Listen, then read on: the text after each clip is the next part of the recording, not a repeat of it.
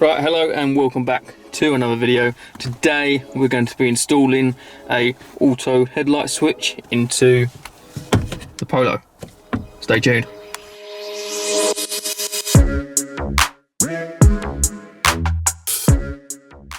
Now this is what we're going to be installing today. It's basically the same switch as the factory one, which is over here, but this one's only got side lights and then headlights, whereas the new one has auto and side lights and then headlights. The auto setting works off of this little light sensor here, which you put up on the dashboard. I'll show you in a minute.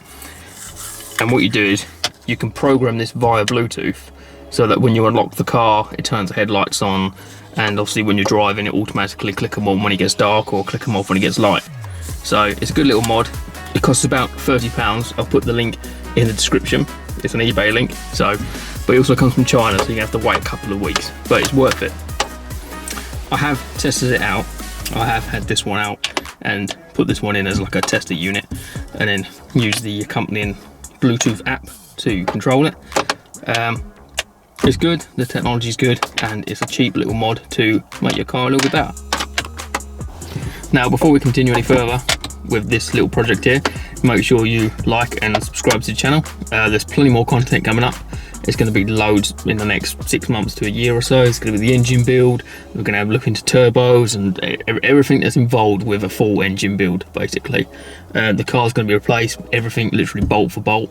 So make sure you carry on, you like and you subscribe. Now this is going to be pretty hard one-handed, but I'm going to give it a try anyway. To get this little switch out, there's a little Volkswagen trick. Whereas you come over to here, which is the off, you push it in and then click it onto your side lights. So then it retracts some little pins inside. I'll show you on the new one in a minute, but then all you have to do is pull. See that there? You pull, and then you've got this big multi-pin connector you have to pull out. So let me show you the pins here. They retract into this little hole here. You can pop them back out again. Right. If it'll let me. Oh. No, it's not going to play ball. Let me show you the new one. So this is a new one, made in China. But there's the little pins there. They retract in. If I put it onto here, you'll be able to see the pins. See them go in? They basically just hold the unit in. But this is very simple. All you've got to do is take the multi-pin connectors off, which is going to definitely take 2 hands, so bear with.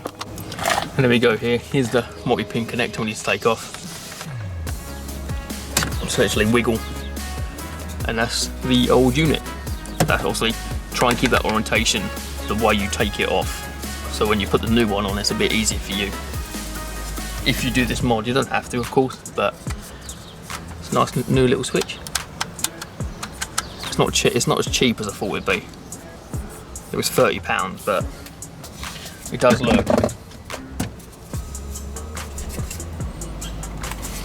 a lot better than the standard one. Standard ones are just like grey plastic or black plastic. This one's got quite a nice little bit of chrome on it, and it matches the door handles quite well. So obviously this isn't a track inspired mod, but it's something that's cheap, it's light, and it does a nice little job. So all we've got to do, literally just connect it the way we took the old one off. But we have this little sensor to worry about, and so you can't just wham it in. We're going to have to take this fuse cover off. Now to get the fuse cover off, you can use the key. Be gentle though, you don't want to break it. It's quite a stiff fuse cover. There we go. Now as you can see inside here, all the gubbins you can get your hand in. So I'm going to undo this.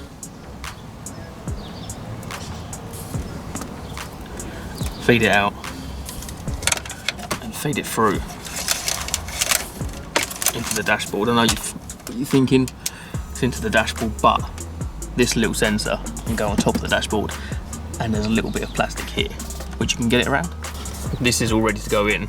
Now that's coming through there.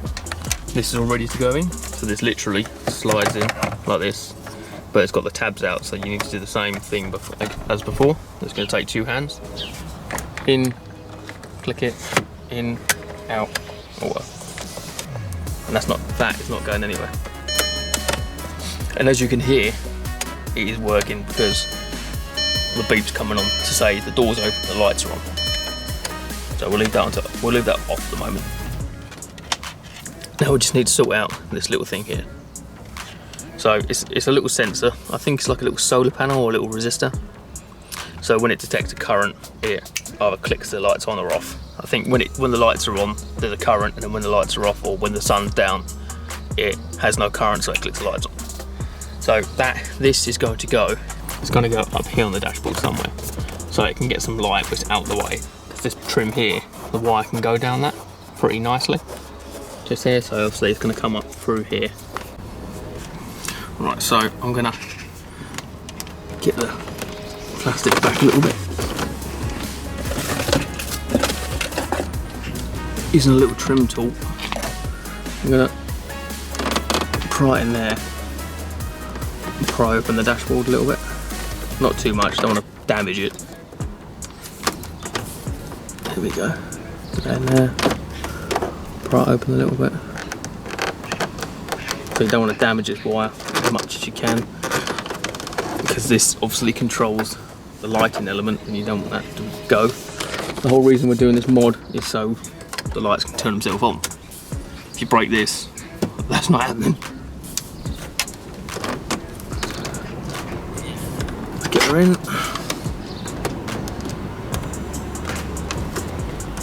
Just gently.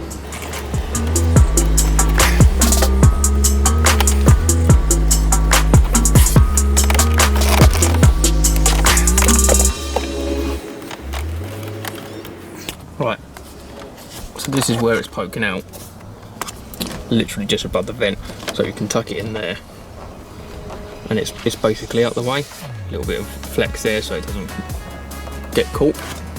All of this can be re-tied up with this little tie thing behind the dashboard, or there are some included cable ties which I might use as well. What I've got to do with this, just peel the backing off. All we've got to do with this is peel the backing off, which is there, and then just clean this little area here to stick it down.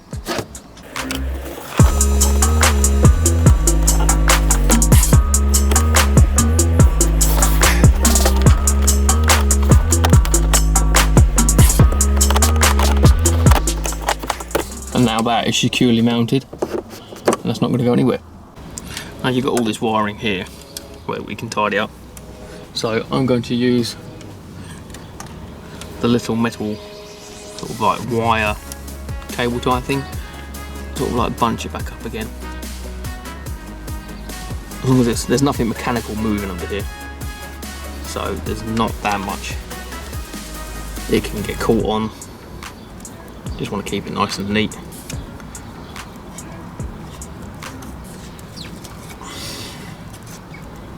Tie that like that. And then I've got a couple little cable ties which I can use, so put one round here,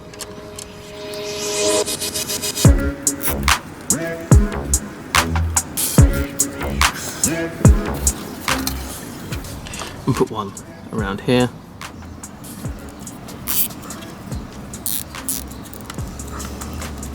I suppose I could get rid of that as well.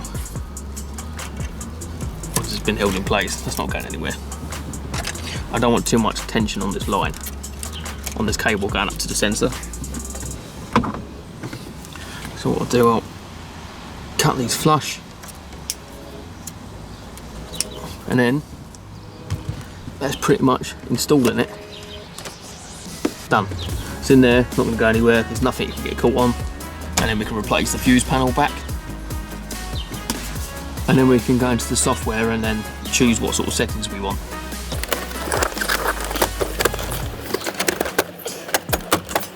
Right, now to program the software that's inside this little Bluetooth switch, get the key and turn the car on to ignition 1. So that's when all your lights come up. And then this should be flashing orange. You can't really see it because it's bright sunshine, but click onto auto and then the software will be able to pick it up. Right, and the software you're going to need is called CFA Light. It's here in the App Store. It is the second one down with the Chinese writing. You can see it says open because I've already got it downloaded onto the phone. Now once you've got it downloaded, open it and it will open this little dashboard thing here. Now it's very important that you see the CFA switch has been found, because then it is connected to the actual unit itself. If you don't have that, then it hasn't connected. But then you'll go for this little data thing where it'll tell you battery voltage, the brightness that the sensor is currently receiving, and it'll say that all the lights are off. But yeah, we'll go back again and it'll say the switch has been found. Now from here you want to go onto these settings, but I'll run you through what everything means at the moment. So settings, you can change the settings obviously. Tester, you can turn the lights on and off. The manual, which I recommend reading, tells you how to actually link it properly. And the upgrade is upgrading the firmware of the actual switch, which you don't have to worry about. Now these are all your settings. We're going from like fog light, sensitivity, everything. So we'll go through them one by one. And it shows you basically all the parameters that you have to play with this switch itself. As I've already set it up, it's all to the preferences that I thought will be pretty good at the moment, but they might change over time from summer to winter, and you don't really want the lights clicking on and off every 10 seconds if you've got the wrong settings. Now as you can see, that there is a lot of ins and outs to this software itself. It's not complex to use, it's just you sort of need to know what you're looking at. The manual will help a lot, but if anyone else wants like a more comprehensive guide to it, I will do one. I will do it. Just let me know in the comments. Obviously make sure you subscribe to let me know, and go from there. Now this is the testing part of the actual software. You can test all the lights, you can turn them off, you can turn them on, you can sort of check. It's good to check when you're outside the car. Obviously you can't sometimes push the brakes, you can't click this on, you can't click that on, so it's good for having a little tester built in. Right, so that's all the programming done. Just leave it on auto when you turn the car off, and then when you unlock it, obviously it's going to be dark because that's what the sensor picks up. So when it's dark, your coming home lights will click on and click off. I think there is some form of setting in the software so they turn on during the light as well, but I haven't found it. I'm going to have a little play about and see what happens. But yeah, if you like this video, then please like it, please subscribe, and I'll see you in the next one.